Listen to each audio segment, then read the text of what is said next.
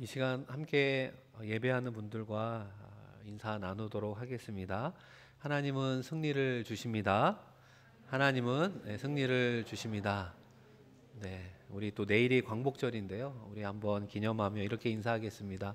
하나님은 자유를 주십니다. 하나님은 자유를 주십니다. 일본의 유명한 신학자 우치무라 간조가 쓴 책 중에 구한록이라는 책이 있습니다. 평안을 구하는 책 내용을 담고 있는데요. 그 중에 글귀 하나가 이렇게 있습니다. 인생을 즐겁다고 말한 사람 누구인가? 내게는 하루 한가한 날이 없고 워털로 같은 전투가 내 마음속에 늘 일어난다. 인생은 끝없는 싸움이 존재하는 것 같습니다. 생각해 보면 우리의 보이지 않는 생각과 마음과 같은 내적인 갈등으로부터 시작하여 삶의 현장에서 생기는 크고 작은 싸움들이 있다는 것입니다. 그런 싸움의 현장 속에서 우리가 어떻게 평안을 누릴 수 있느냐, 그것이 바로 구한록의 내용이라고 볼 수 있습니다. 생각해 보면 우리가 살면서 부딪히는 많은 일들이 있습니다. 그러니까 인생에 싸움 없는 인생을 생각하기보다는 그 싸움을 피할 수 없다면 그 인생의 크고 작은 싸움에서 우리가 어떻게 신앙인으로 승리할 수 있을까? 하나님께서 주시는 승리를 어떻게 누려볼 수 있을까? 그 부분이 지혜로운 접근이라고 볼 수 있습니다. 그런 의미에서 오늘 함께 오늘 말씀의 본문이 제목이 무엇입니까? 승리를 주시는 하나님이십니다. 하나님 우리에게 무엇을 주시기를 원할까요? 승리를 주기 원하신다는 것입니다. 우리가 어떻게 그 승리를 누려야 할까? 그 승리를 주시는 하나님, 특별히 하나님의 말씀을 살펴보려고 합니다. 이 성경을 쭉 읽다 보면 성경에는 크고 작은 기적과 그런 기사의 사건들이 기록되어 있는데요. 이 하나님이 특별히 그런 기적을 통해 우리에게 승리를 주시는 방식은 크게 두 가지로 요약을 할 수 있습니다. 이 첫 번째는 무엇일까요? 우리의 노력과 최선을 배제한 상태에서 하나님의 전적인 개입이 이루어지는 사건입니다. 이 대표적으로 홍해 사건을 들 수 있는데요. 홍해를 갈라주셔서 이스라엘 백성들이 무사히 통과해 생명을 구원할 때 이스라엘 백성들의 최선과 노력이 무엇입니까? 아무것도 없었다라고 하는 것입니다. 그럼에도 불구하고 전적으로 하나님의 역사하심을 통해 그들의 생명을 구원해 주셨습니다. 바로 홍해 사건이 우리의 노력과 최선을 배제된 상태에서 주시는 하나님의 기적과 승리라고 말할 수 있습니다. 이 두 번째 유형은 무엇일까요? 이 하나님의 계획과 간섭이 언제 이루어지느냐? 우리의 최선과 노력이 전제되어진 경우라고 하는 것입니다. 생각해 보면 하나님의 일반적인 역사는 바로 이 부분에 해당된다고 볼 수 있습니다. 우리의 최선을 다한 노력을 다한 그 삶 위에 하나님이 함께해서 주시는 승리라고 말할 수 있습니다. 그래서 오늘 우리가 함께 읽은 본문 말씀 사건은 이 후자에 해당이 되는 것입니다. 그 당시 본문 말씀의 주인공이었던 여호수아와 모세와 백성들이 최선을 다해서 전쟁했습니다. 그리고 하나님께서 함께 하시어 그들에게 승리를 주었던 것입니다. 오늘 본문 말씀을 시작되는 이 8절 말씀에 보시면 이 르비딤에서 이스라엘과 아말렉이 전쟁을 하게 됩니다. 이 아말렉 족속은 사실 에서의 후손이거든요. 야곱의 후손이었던 이스라엘과 형제 관계임에도 불구하고 적대 관계가 그 이후에 펼쳐지면서 오늘과 같은 전쟁이 발발하게 되었습니다.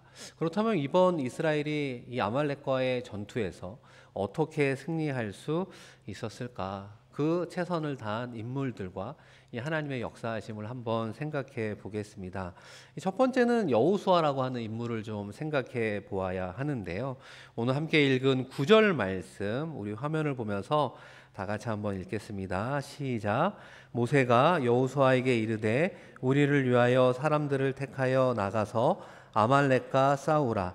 내일 내가 하나님의 지팡이를 손에 잡고 산 꼭대기에 서리라. 아멘. 이 여호수아가 성경의 역사에 처음으로 등장하는 순간입니다.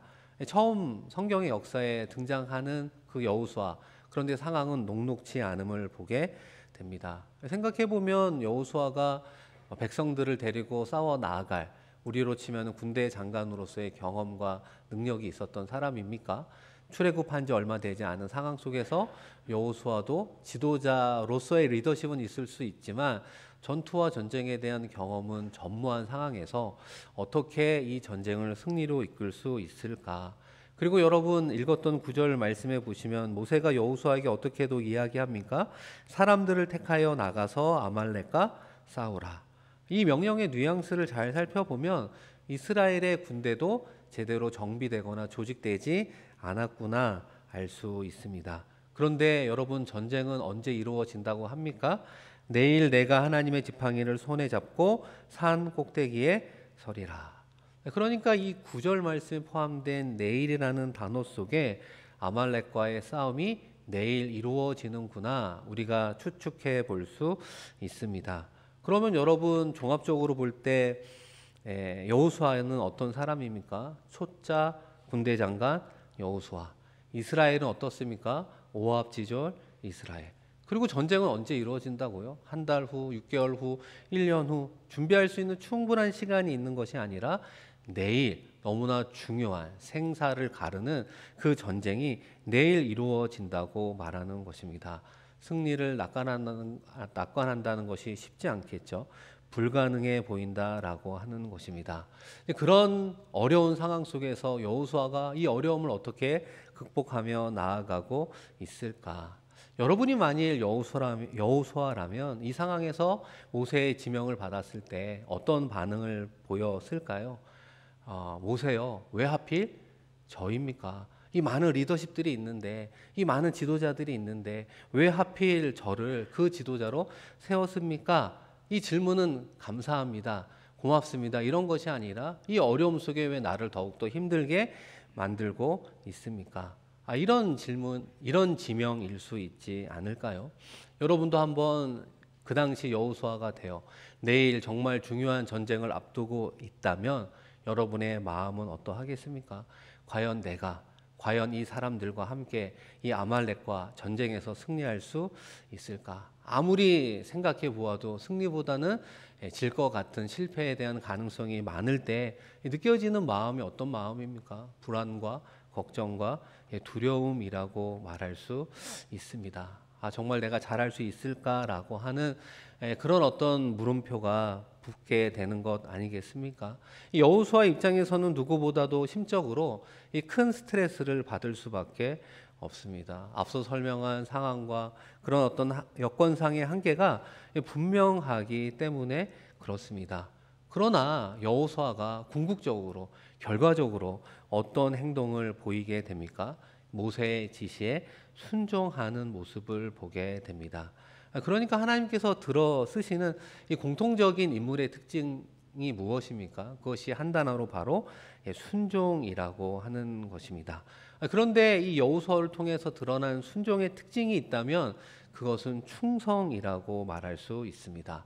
생각해 보면 여호수아는 지금으로부터 계속해서 이어지는 성경의 역사 가운데 늘 하나님과 사람 앞에 충성된 모습을 보이게 됩니다. 작은 일을 맡기던 큰 일을 맡기던 또 내일 불가능할 것 같은 아말렉과의 전쟁을 맡기던 또 그 이후에 모세의 시정으로 얼마를 살아갑니까? 40년을 살아가는 그 모든 일련의 과정 속에서 여호수아가 무엇을 일관되게 보여주고 있습니까? 하나님과 사람 앞에 충성된 모습을 보여주고 있습니다. 그러하게 훗날 여호수아는 모세의 후계자가 될 수 있었던 것 같습니다. 가나안 정복을 위해서 하나님께서 모세의 후계자로 여호수아를 세웠다라고 하는 것입니다. 결과적으로 하나님이 하나님 나라의 귀한 사명과 일을 누구에게 맡기느냐? 공통적으로 충성하는 사람에게 맡기고 있구나 볼 수 있습니다. 사랑하는 성도 여러분, 그런 의미에서 우리 모두는 하나님을 믿는 신앙인으로 그리스도인으로 살아가고 있습니다. 우리 모두에게 공통적인 행동이 무엇입니까? 순종이라고 하는 거예요. 여러분의 순종에는 어떤 모습이 드러나고 있습니까? 여러분이 다른 이들에게 순종하는 모습 속에는 어떤 순종의 색깔이 드러나고 있습니까? 그런 면에서 여호수아는 자신에게 주어진 이 하루라고 하는 시간을 허투루 사용하지 않았을 것입니다. 내일 싸워야 되니까 이 백성 가운데 싸울 만한 사람이 누구든지 모집하게 되기도 하고, 또 르비딤이라는 지형을 연구하기도 하고, 또 싸움에 필요한 무기들을 꼼꼼하게 챙겼으리라 생각합니다. 왜 그러냐면 충성된 사람의 특징이 우리에게 주어진 오늘이라는 시간에 최선을 다하는 것 아니겠습니까? 그런 의미에서 우리 모두는 공통적으로 오늘이라고 하는 시간을 보내고 있잖아요. 오늘 보내고 있는 지금 이 순간 우리는 어떤 삶을 살아야 되겠습니까?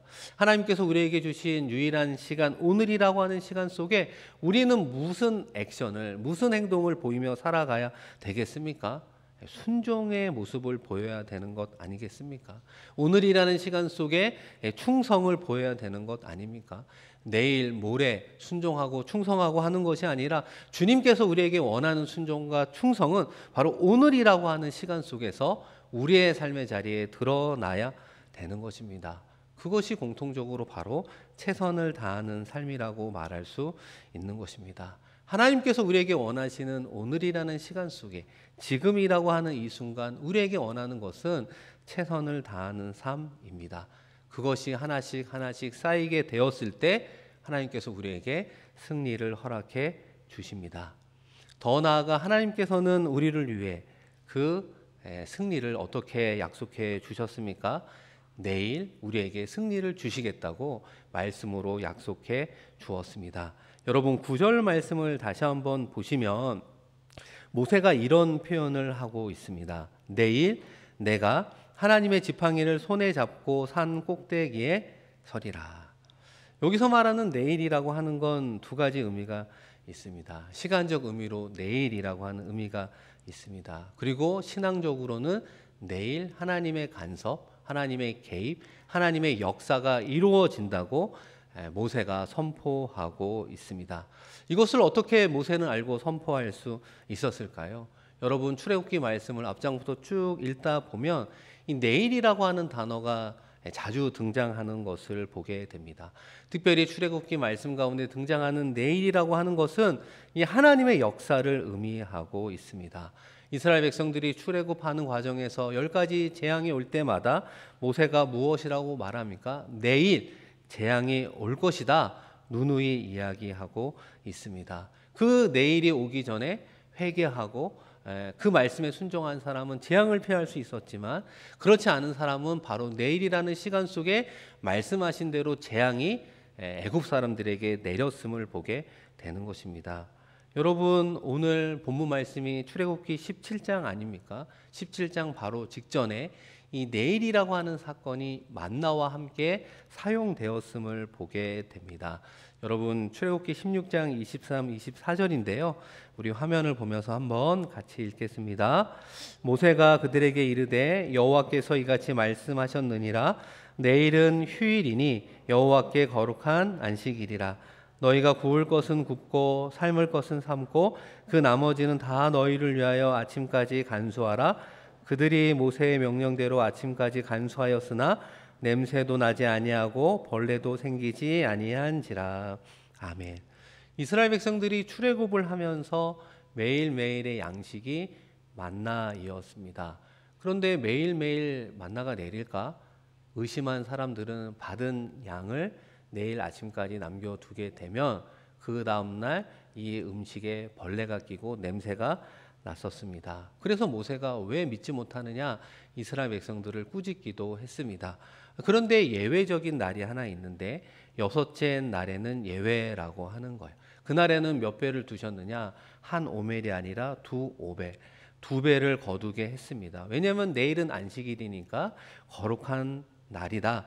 내일까지 음식을 남겨두어도 썩지 않을 것이다. 이렇게 이야기해 주었습니다.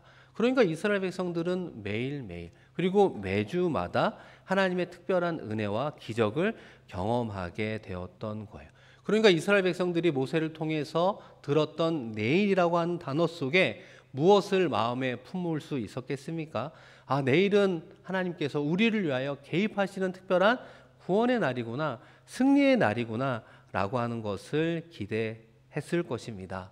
이 사랑하는 성도 여러분, 그런 의미에서 여러분에게 있어 내일은 어떤 날입니까? 그래도 내일은 희망이라는 책의 제목처럼 내일을 생각할 때마다 여러분의 마음은 희망으로 가득 차 있습니까? 아니면 내일을 생각하면 여러분의 마음은 어둡고 또 희망보다는 절망에 가깝습니까? 생각해 보면 우리는 현재를 살아갈 수밖에 없습니다. 우리의 몸은 현재를 살아가지만 우리의 생각과 마음은 과거와 미래를 얼마나 오고 가고 있습니까? 장차 여러분에게 다가올 내일, 그 미래를 여러분은 어떻게 관망하고 있습니까? 우리는 내일 무슨 일이 벌어질지 알 수 없습니다. 이 내일이라고 하는 건 하나님의 영역이기 때문에 그렇습니다. 그런데 어떻게 내일을 생각할 때 희망이 되고 행복으로 가득 찰 수 있는가? 오히려 내일을 바라볼 때 절망하지 않고 실망하지 않을 수 있는가? 오늘 말씀의 흐름 속에 모세를 통해서 우리에게 무엇을 이야기하고 있습니까? 그것은 하나님의 약속에 대한 말씀에 대한 믿음으로 내일을 바라보라고 말씀합니다.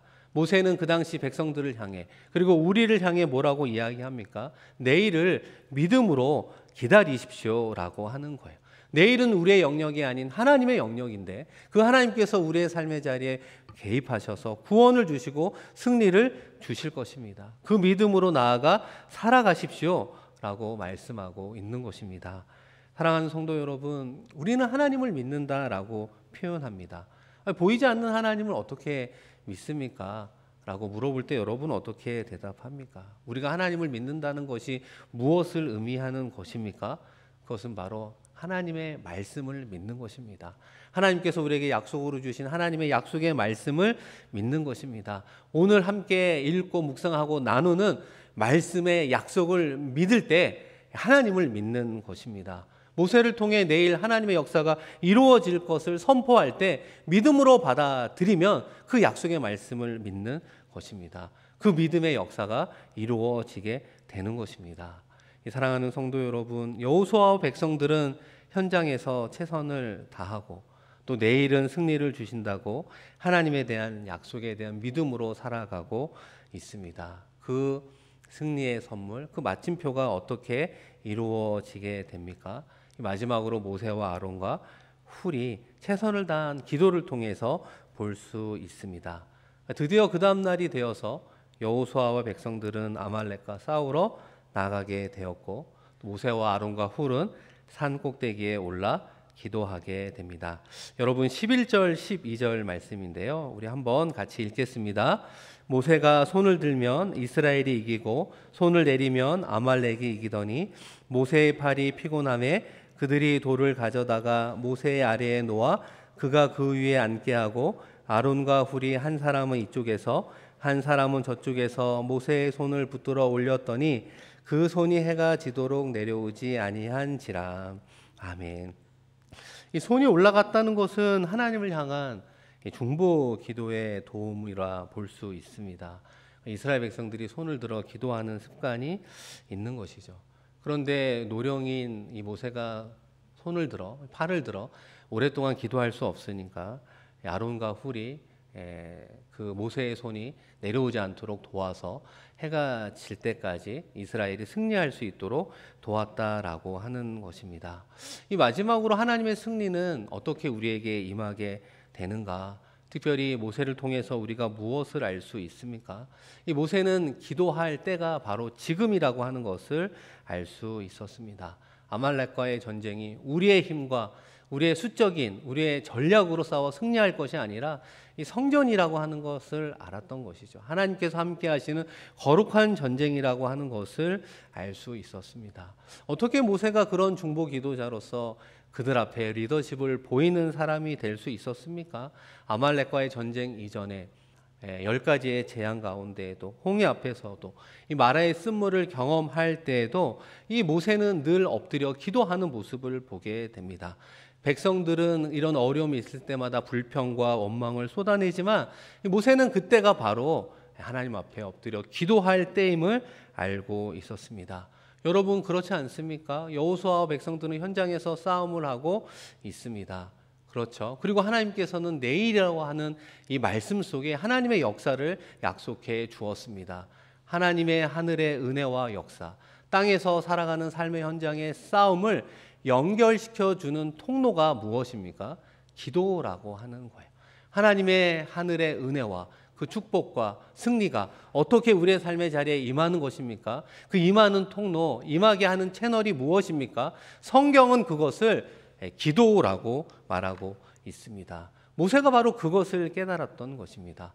기도를 통해 하늘의 하나님의 은혜가 우리가 머무는 땅의 삶의 자리에 임하고 있음을 알았던 것입니다. 그러기 때문에 기도하면서 하나님의 승리를 구하는 것입니다. 우리가 또 모세의 기도를 통해 알 수 있는 것이 무엇입니까? 기도와 하나님의 응답이 이루어진다라고 하는 것입니다. 생각해 보면 모세와 아론과 훌은 어디서 기도했습니까? 이 산꼭대기에서 기도하지 않았습니까? 그런데 하나님의 승리는 어디에서 이루어졌습니까? 전쟁의 현장에서 이루어졌다는 것입니다.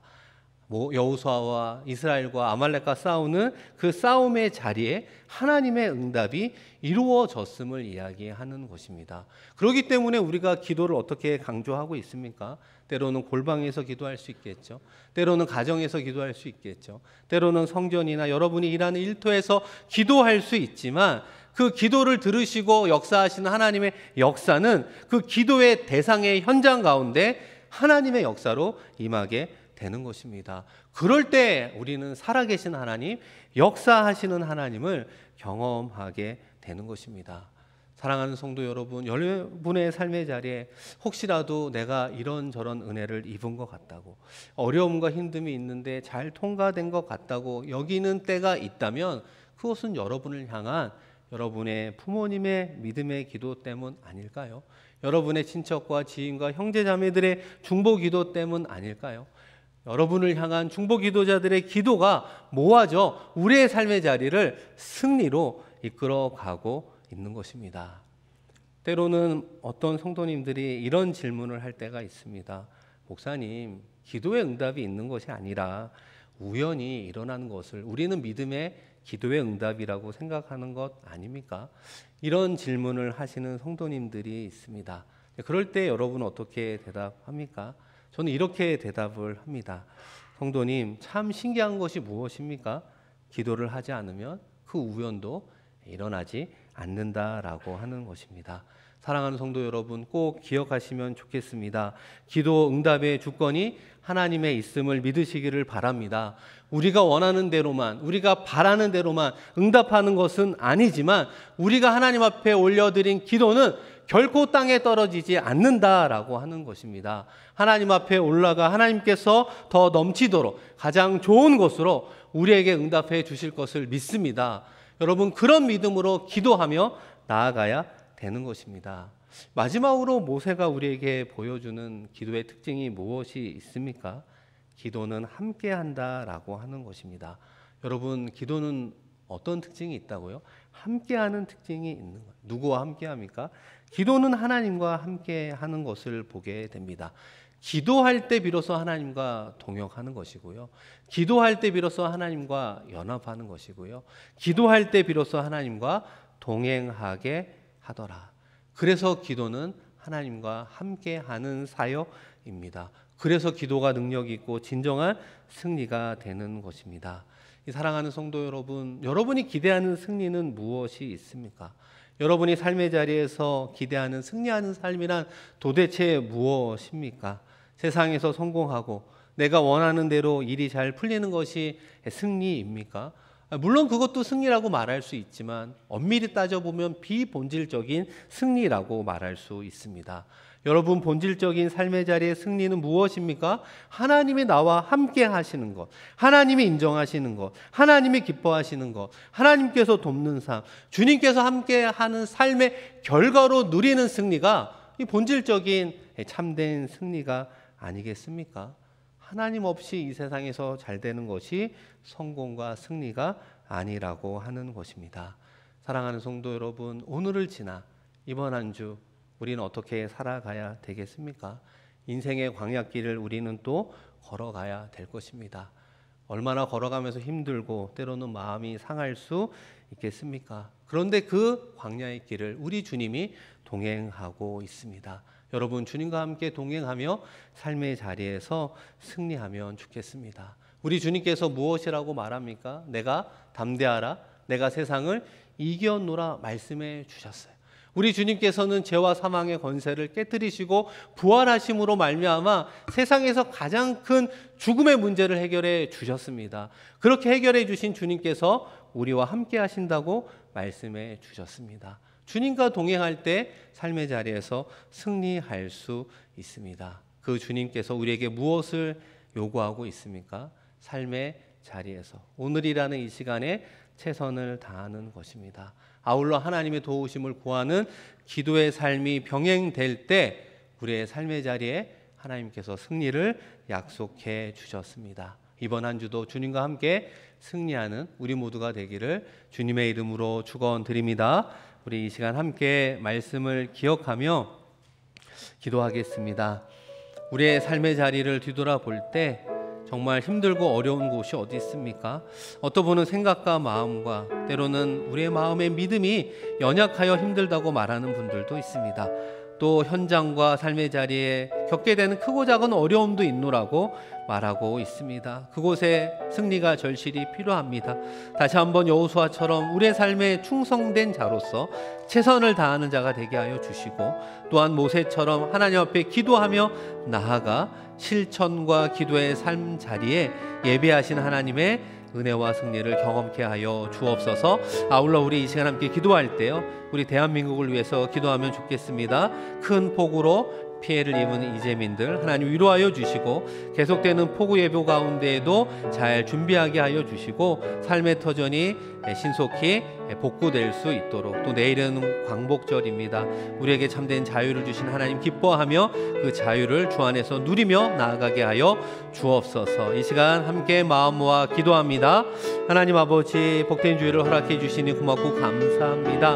우리의 삶에 승리를 주시는 하나님이 아버지 하나님 계시는 줄로 믿습니다. 아버지, 실패하는 인생이 아니라 성공하는 인생 되게 하여 주시되, 무엇보다도 주님과 함께 승리하는 삶을 살아가게 하여 주시옵소서. 아버지 하나님, 최선을 다하는 여호수아 우리의 순종의 모습 속에 아버지 충성을 보이게 하여 주옵소서. 모세처럼 산꼭대기에 올라 하나님께 기도하며 나아가는 우리 모두가 되기를 원합니다.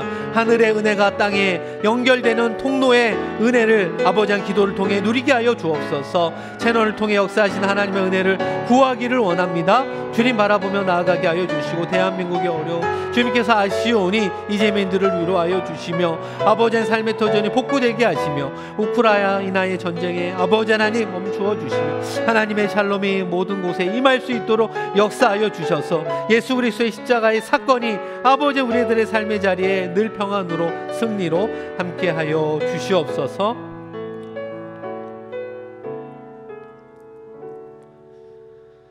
우리에게 승리를 주시기 원하시는 하나님 아버지, 우리의 삶의 자리에 너무나 많은 내적인 갈등과 삶의 자리에 전쟁이 있습니다. 때로는 사느냐 죽느냐의 싸움에서 아버지 하나님 실패할까 두려워할 때도 있습니다. 아버지 하나님, 내일은 하나님께서 역사하시는 날임을 믿는 믿음으로 오늘이란 시간 속에 최선을 다하며 나아가는 우리가 되게 하여 주시옵소서. 그 내일 예비하신 하나님의 승리, 하나님의 은혜와 축복 누리게 하여 주시옵소서. 특별히 폭우로 큰 피해를 입은 대한민국의 이재민들을 위로하여 주시고, 계속되는 폭우 예보 가운데 잘 준비하여 더 이상의 사건하고 없게 하여 주시며, 잃어버린 삶의 터전의 복구 가운데에도 속히 하나님의 은혜를 더하여 주시옵소서. 감사드리며 귀하신 예수님 이름으로 기도드립니다. 아멘.